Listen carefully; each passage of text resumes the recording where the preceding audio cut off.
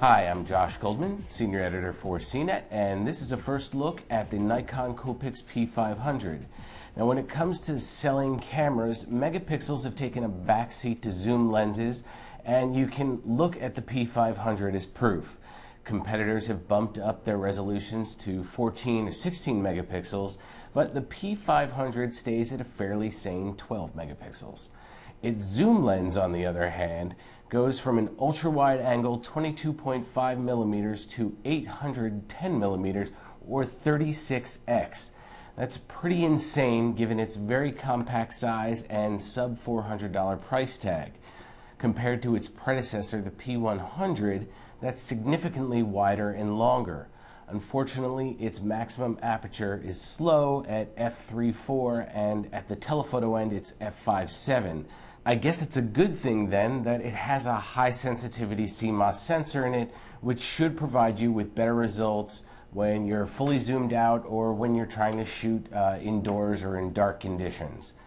Its shooting performance should be pretty fast too, but since this is a pre-production camera we're looking at, I couldn't make any determinations of that or its photo or video quality. So since I can't talk about that stuff, let's take a quick tour of what else you get besides that wide, long lens. On back is a high-resolution 3-inch articulating LCD that folds in and out from the body, an electronic viewfinder, some basic navigation and setting controls, and a one-press record button for your movies. You can shoot in full HD at 30 frames per second, as well as small high-speed clips at 240 frames per second. On top, you've got a stereo mic and a pop-up flash. No hot shoe for accessories, though. The shooting mode dial is nice and big, and you get manual and semi-manual shooting modes. There's a thumb wheel here on back to make fast changes to shutter speed and aperture. So far, the design is a lot like the P100, but there are two exceptions. Right here on top, next to the shutter release, is a button for quickly changing burst shooting modes. And then on the left side of the lens barrel is a zoom lever.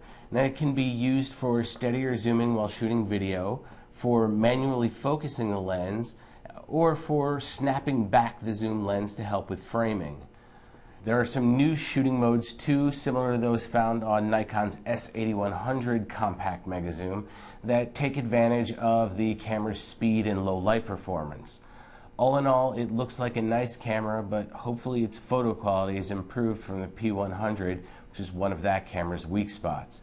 I'll let you know as soon as we get our hands on a production camera for a full review. I'm Josh Goldman, and that's a look at the Nikon P500.